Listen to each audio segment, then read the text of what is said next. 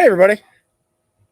How are you? I am Bradley Richardson, and we're going live here on YouTube. How about that? So I'm just going to start here as you join. I encourage you to come on the chat, ask some questions, let me know what you're thinking here.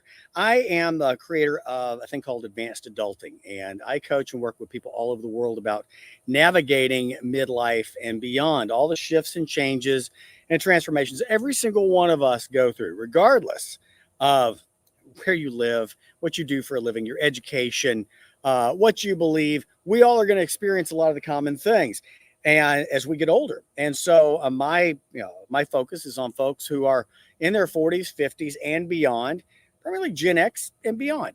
And that's it. I'm in my 50s. Now, why are we here today, and why does any of this matter? Because one of the big things about navigating midlife, or you're getting older, this stage of life, is your career.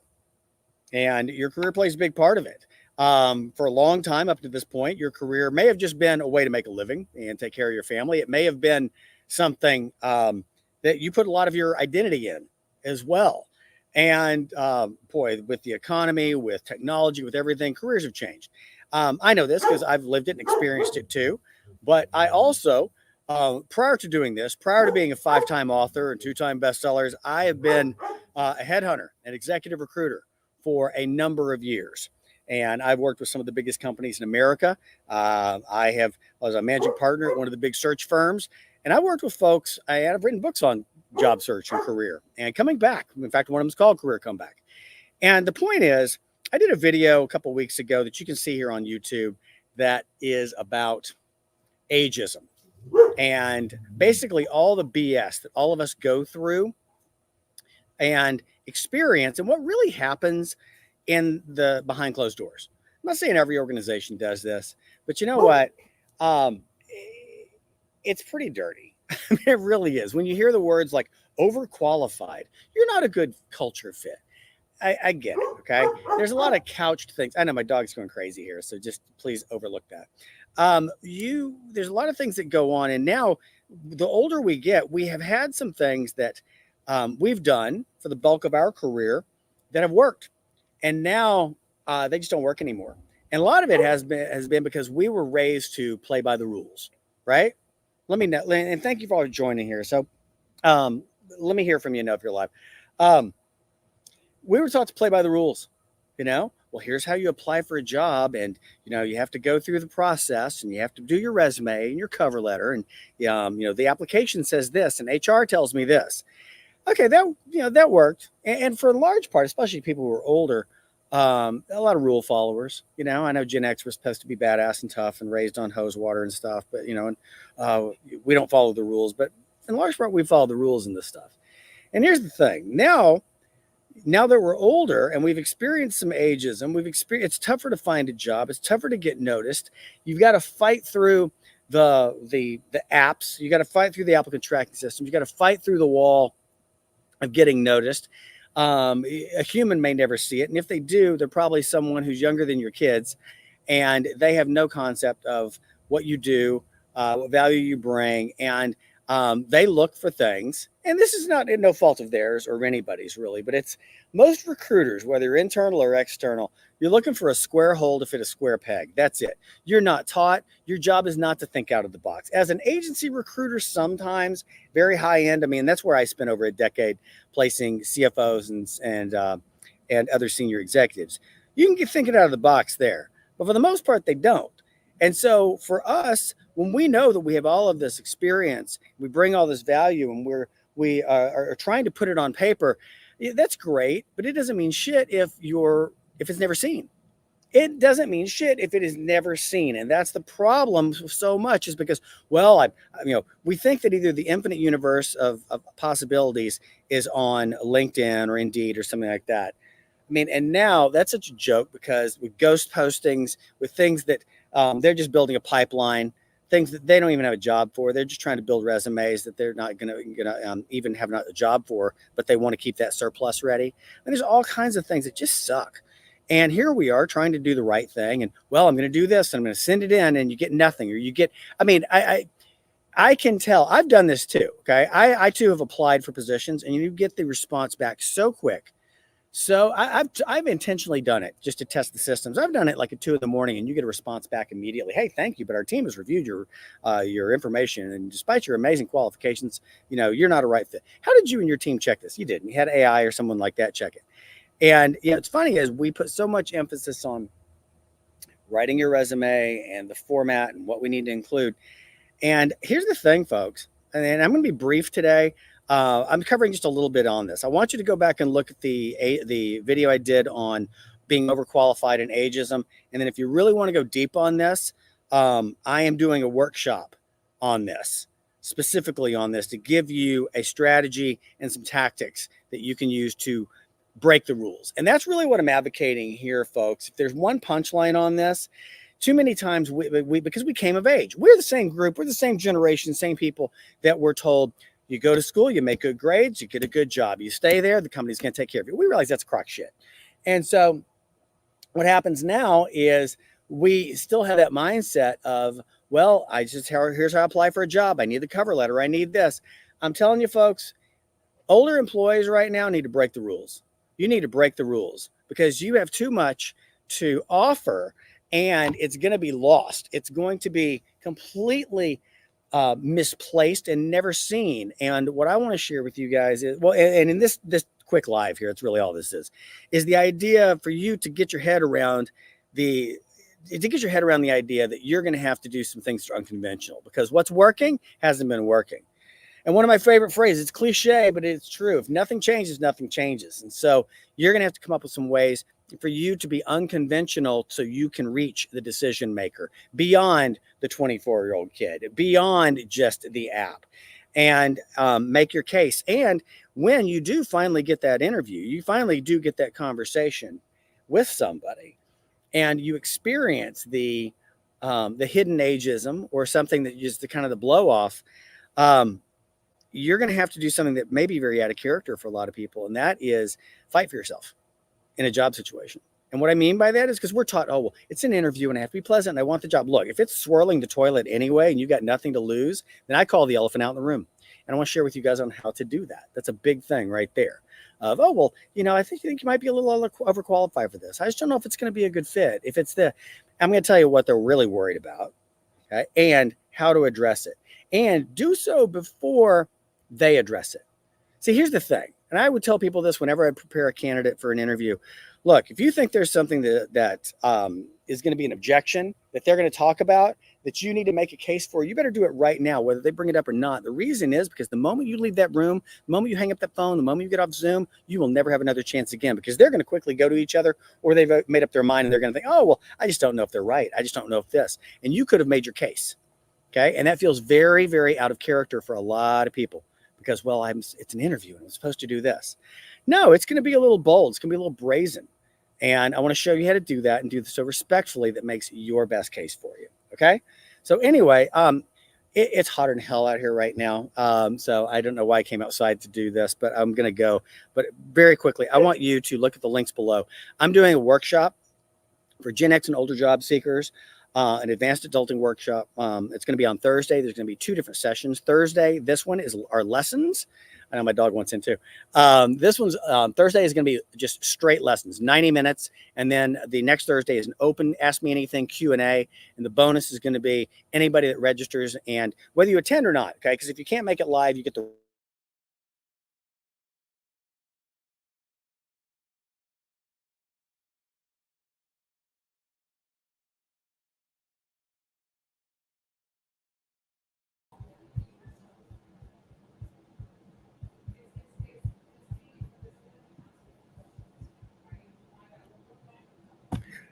Oh my God. You know what that was about? Hold on.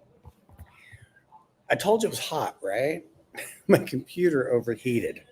I mean, just so you know, for frame of reference here, okay? What's hot, what really is hot, or just are you being a wuss? I'm in Palm Springs. It's 108. Anyway, how about that? So my computer told me to come in. Thanks for sticking around and through the technical difficulties. Okay, Hey, I will put the link below here, but what I want you to do is I'm going to do the I'm a little shaken up, just not shaken up. It's the wrong word. It's such a wuss deal. Um, discombobulated. How's that? Because we were just outside. Um, you folks who are watching right now live, okay, let me know. Are you, how much did you hear on this? Um, bottom line is, I'm doing a webinar, seminar, workshop on Thursday about how to beat ageism and rejection, and it's for Gen X and older job seekers. And I encourage you to be there. I'm going to put the link here below, and with the details. It's going to be two 90-minute sessions. The first one is this Thursday, and it's a lesson on what to say, how to spot ageism, what to say, how to really break the rules in a positive way and get in the doors and get noticed as someone who's an older job seeker, because the rules are completely, totally changed. And I know this because not only am I that market, am I you, but I have been a top headhunter for over 20 years, 5-time author, written career books and more. And we're going to show you what goes on behind the scenes and how you can counteract that. Okay. Yeah. So click the link that I'm going to hold on here. Let me see if I can put it up. One moment, por favor. There we go.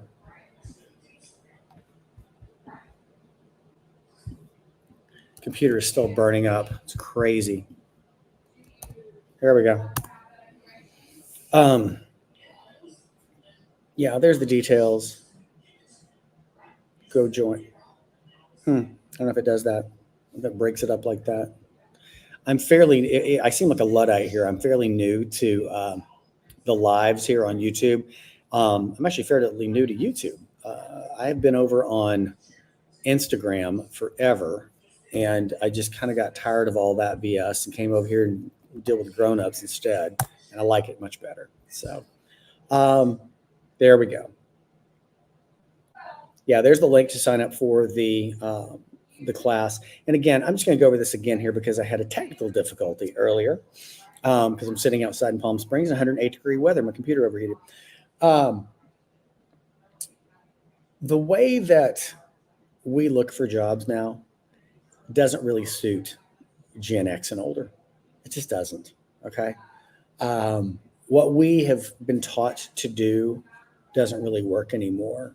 And a lot of it has to do with mindset. A lot of it has to do with just the environment, technology, what people are looking for. If you're in your 40s, 50s, or beyond, I mean, like I am, I mean, we kind of came of age, and we were breaking rules and trying to get noticed, and we did. But we had a lot of people in front of us, and we didn't have all the opportunities that we were led to believe. And so now here we are. We're facing ageism, overt and covert, and it's important to know how to deal with that because it happens. It happens. It happens in very subtle ways. It is ugly, and despite the fact you have an incredible amount of value to bring to an employer, there are some things that they automatically think about someone who's older, about someone who is more experienced, about why they pick the younger or cheaper option, why they're intimidated. All of those things, you're right. But here's the thing. We can talk awareness all we want. And I spoke about awareness on this in one of my earlier videos, and I encourage you to go look at that. It's just, you'll see it. The thumbnail is overqualified, Gen X and older job seekers. Go watch that. It gives you an idea of how some of these decisions are made and why. But the bigger thing is, what are we going to do about it? Okay. Being aware of it's great. Being aware of it, you can agree, and a lot of people do, about, oh, that sucks. But what are we going to do about it for you if you're looking? And that's the whole part here. And again, I'd only plan to come on here live for just a few moments here and really talk a little bit about this changing of your mindset and understanding it's okay to break rules. It's okay to not follow directions on this. And people thought, oh, well, because that's how we were raised. Go to school, get the good job, make good grades. It's all going to be good. It didn't work out that way. And so now I'm telling you to to get noticed, you're going to have to do some things that are unconventional, some things that are not playing by the rules or coloring inside the lines. All right. And I'm telling you, as a former recruiter, as a best-selling author of career books, you're going to have to do these things. Now, I know some people, and rightfully so. I understand some people go, oh, well, Bradley, well, what if I run the risk of not getting the job? You're not going to get the job anyway. Okay. If they're going to reject you, if they are thinking something, if they have preconceived notions about things, then it's good to call the elephant out in the room. If the app, if the algorithm, if the applicant tracking system is not going to even recognize you, then it's okay. Because I'm fighting for you. Okay? You should fight for you to be able to say, well, they don't want me. No, the way they wrote the algorithm, again, you understand how precise these things are. I want a square hole, a square peg, do not deviate. They're not sitting there and understanding and looking at, well, you could use me here, or I could do this. And the junior recruiter who has more recs than they know what to do with, they're overworked, they have no critical thinking skills, they don't understand and don't have the ability or time to sit there and think and make and they don't have the communication skills to be able to make the case to a senior executive and say, well, I know that you want this, but you really need to talk to this person over here because I think they could do a good job. Because instantly they're thinking black and white, they're thinking binary, and it's well, they've done this, they've been at a higher position, they're not going to take a lower position. Oh, they want too much money. Oh, they're not going to be happy here doing that. You don't know that. I mean, here's the thing. We can talk about this all day long. I mean, sometimes the people who, for us, you know in your heart of hearts, you may have completely out-earned everything. You may have peaked financially. You may be bored out of your mind. You may say, you know what, I'll take a lesser position because I'm tired of basically the circus that I was in, and I want something different. Okay.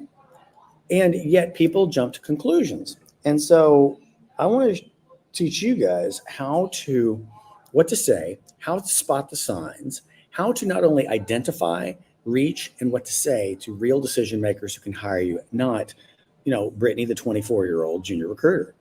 Not a knock on Brittany, the 24-year-old junior recruiter. I'm sure she's a lovely person. I'm sure, and she's doing the job that she has. Okay. But your job is to make your case, okay? Not to expect her to evaluate your abilities, value, and talent. And that's a sad thing because they just don't, okay? And same thing with a lot of outside third-party recruiters as well. I was a managing partner in one of the biggest firms around. I've done this for a long time. I'm telling you what, there are a lot of people, a lot of bozos who don't know what they're doing. And I always used to play with people when they call and try and recruit me. And it was hey, Bradley, I've got this fantastic job. It's going to be a great fit for you. And I'm like, dude, you don't know anything about me. And they would then, and you probably experience this too. And I think that's the point. I know some industries are different. I know some I've had to talk to some people in blue collar, probably a little different. Your skills are probably more readily seen and valued than in other things. But, the idea is it's okay to break the rules a little bit. It's okay to make your case. It's okay to call out, the elephant in the room, to say the emperor has no clothes, to say, and I go back to that thing that started this whole deal with, overqualified. Well, I think you might be a little overqualified for this. So what do you say? Well, I just think that, we're looking for someone a little junior. So you're saying that you don't want to bring in a superstar for, a bargain basement price. You're saying you don't want to have the best person for the job who's willing to do that. Tell me at what point. I mean, there's so many different things that we can do. And I have a whole laundry list of responses for how we can handle something like that. But have you heard that before? We used to tell people that all the time. And the reason is, I'll tell you this one, tip my hand on this. A lot of times it's because people think you're going to leave. I've been in the boardrooms. I'm telling you, well, they're great, but they're not going to be happy here because they're going to leave as soon as something else comes along. Yeah, they probably will. And guess what? So is the 24-year-old as well. Everybody leaves. See, that's a thing. And I call that out too. And I encourage you to call that out. Well, we're looking for someone who's looking to make more of a career here. Really? So you think now with millennials and Gen Y, Gen Z, and everybody else and all the other alphabet soup that's out there, that they're really looking to make a career, because nobody is. The average tenure is going to be maybe 18 months. And once they realize, hey, this job sucks. Hey, this demands too much of my personal life. Hey, you know what? I really want more money. Or, hey, I'm not moving fast enough. Or, hey, I want to go sell tacos in Bali. They're out. They're out. Or just like you as an employer, just the moment you lose a client, the moment you lose a customer, the moment that you don't hit your numbers, the market turns, guess what? You're basically wholesale shit canning everybody. And so wouldn't you rather take a chance on the person who can accelerate everything? We want to cheat you. There's so many things. Let's talk about this for a second. They want someone who is trainable, meaning, they see your experience, but they want it done this particular way, and they think you're going to be difficult. Okay. And I'll tell you this too. One of the big things, people, well, I'm a quick learner. Quick learner, you might as well show yourself the door. When you say I'm a quick learner, I pick up things fast. Okay. I mean, seriously, start watching Lawrence Welk and walk yourself to the door. I kid you not. That right there, that phrase is a death sentence for saying that to any recruiter or employer. Okay. And again, it sounds like it's the right thing to say and do. It is just not. Okay. It just shows you're out of touch. You're grasping at straws. Okay. And it comes off as old. Well, I'm a quick learner. Okay. Well, I'm not interested in hiring a quick learner. If I'm going to hire a quick learner, I'm going to hire the kid who knows nothing. I'm going to pay them, dirt cheap, treat them like crap, and do it that way. Yours is an approach of you're going to get a Pro Bowl veteran, okay, at a rookie price. And again, if you're thinking, they're going to try to get me on cheap. Yeah, probably. Everybody's on cheap right now.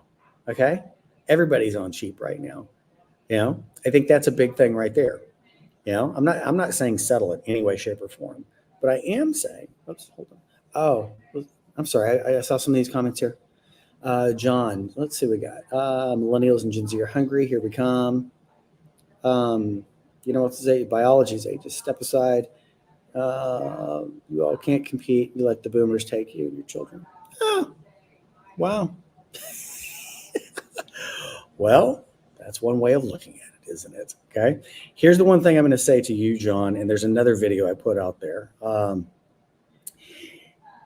Yeah. You know what is undefeated? And you're exactly right on this. You're exactly right. Biology and Father Time are undefeated.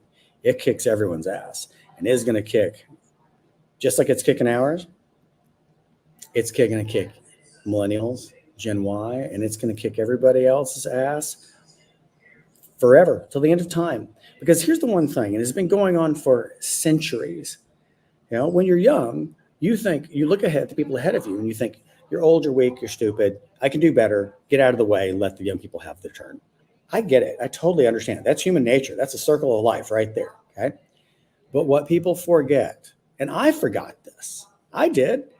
Yeah, I wrote one of the first business books on Gen X, Job Smarts for 20-somethings. And I know I wrote it when I was 27 years old. I had a best-selling book at 27 from Random House. I am kicking ass. I am on top of the world.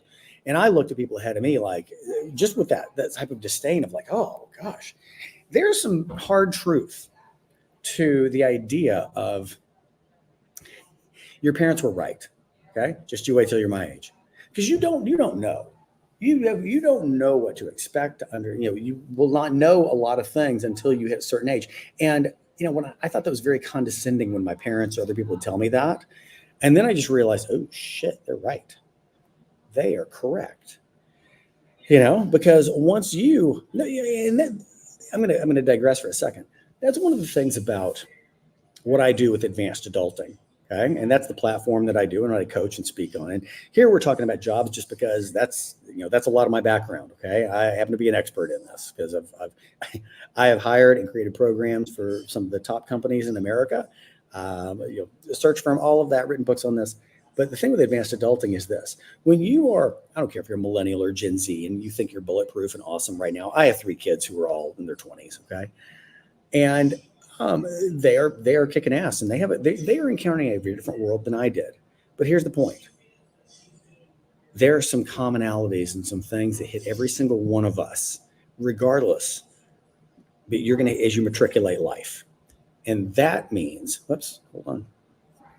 And what I mean by that is when you were 27, you don't sit there and think about, well, I wonder what it's going to be like to be 47 and divorced. I wonder what it's going to be like to have a company sell me out. I wonder what it's going to be like to figure out that, hey, I've been giving 20 years to this organization or this industry or whatever. And I realized I made that choice because it's what my parents wanted me to do. And I really think this is bullshit. I don't want to do it.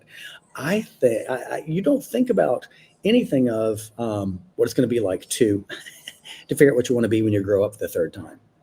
You don't think about, oh my God, I actually failed at something because right now I'm 10 feet tall and bulletproof. You don't think about your parents aging. You don't think about you aging. You don't think about having kids, or at least you do. And you think, oh, well, I'm going to name them all these really cool names that, and it's going to be awesome. And we're going to have all these great things, but you don't think about them as teenagers or being an empty nester. Okay. And I'm telling you what, that's life. That's advanced adulting. It's funny because, when, again, I have kids in their 20s, and the term adulting is something that was used, kind of as a joke by a lot of young people. And it was the idea of, oh, I need to show up for work on time. I need to learn how to do my laundry. I need to, balance my bank account. Oh, adulting is hard. Amateur hour. Okay, rookie. Talk to me about advanced adulting. And those are the things that I mentioned. Talk to me about having to be sandwiched between. And I'm not crying for, oh, Gen X, look at us, because everyone has their own. Everyone has their own particular issues. But I'm saying these are very real issues that everyone will encounter. That's advanced adulting. That's why you should follow me, by the way, and subscribe to the channel, okay? Because we focus on these things that all of us go through. And here's the deal. All of us are going to go through this, regardless of how much money you have, what you do for a living, your education, what color you are, who you worship to, what you prefer. It doesn't matter. You're all going to lose parent, okay? All of us are going to go through relationships. All of us are going to have friendships, lose friendships. All of us are going to have career issues, entrepreneurial issues. It could be anything, And so that's the thing. Now, I know it's kind of a sidebar, but I think that is probably one of the biggest lessons that I learned through growing older. And I think we all do. And I think that's the funny part when I see people talking about the different generations. And look, I made a good living for a lot of years in my 20s and 30s talking about the generations and Generation X and how to hire all that. Well, guess what? That was great for my 20s and 30s. Now I'm in my 50s, okay? And guess what? We're dealing with a lot of different things. And the younger group will as well. Okay? We all handle it poorly. Ageism is the only, I guess, socially accepted form of discrimination that everyone's going to experience, okay? I have no idea what it's like to be a woman. I have no idea what it's like to be a different color or anything. I never will. But you know what? Everyone will understand what it is like to be old at these various stages. And that's the thing. That's advanced adulting. Okay. So that's my little soapbox on that. Thank you for a bit, wherever it is, subscribe. Okay. Because like I said, I'm fairly new on YouTube here, and I'm about to put a lot of stuff up, and I want you to come on the journey with me. We talk about relationships. We talk about friendships. We talk about dating, divorce, your self-worth, your identity, restarting. I think that's a big one right there. Okay. A big one, especially for us, because I really believe that we're probably one of the last groups to play by those rules of doing what we were expected or should do. And so now we find ourselves, usually after a pivotal life event, whether it's a divorce, whether it is a losing a job, whether it's empty nest, it could be anything. And we go, wow, I've lived for someone else. I haven't lived my life. Now, what do I want to do? It's huge. I've done it. We talk about that. We're going to talk about that more. So anyway, I'll bring it back full circle and I'll land this plane here. Thank you all for being here. Thanks for sticking down. Thanks for sticking through the technical difficulties as well. But again, we're talking about careers. We're talking about ageism rejection for Gen X and older job seekers now. And I am doing I call them start over schools, but they're workshops, and it's going to be on Zoom. And I encourage you to join me. I charge a little bit of money for them. That's because I believe heavily in you pay attention, which you have a little skin in the game for, but I'm making accessible for everybody. And I say accessible for everybody. I'm taking 50 people, okay? Because you'll get, this Thursday is going to be 90 minutes of teaching, very specific teaching, not just concept, but tactics that you can use. Then next week, same time on Thursday, we're doing open Q&A. Ask me anything, okay? Anything about what we talked about your search, anything. And there's a bonus. Oh, if you can't make it live, totally cool, because we're doing replays. I'm recording it, and you'll get a replay sent to you in the email. In the email, cried, did I sound old? And as a bonus, anybody that signs up and registers for that, I will critique your resume. So I'm not going to rewrite anything at all, but I'll give you an honest assessment, just like a recruiter's set of eyes on this. I'll give you, you'll email it to me, and I will give you a critique and a recording of that critique as well. Okay. So that's my story. Thanks for being here. Thanks for showing up live or on the recording. And again, I definitely encourage you to subscribe and go check out the videos and share with others. And let me hear from you. Okay. Let's see. I think I put I put it up there earlier. I think I put well, there it is right there. One more time is the link for the seminar. And what do y'all prefer? Seminar, webinar, workshop, meetup? I don't know. Anyway, that's the story. I appreciate you guys, and go check it out. We'll talk to you later. Bye.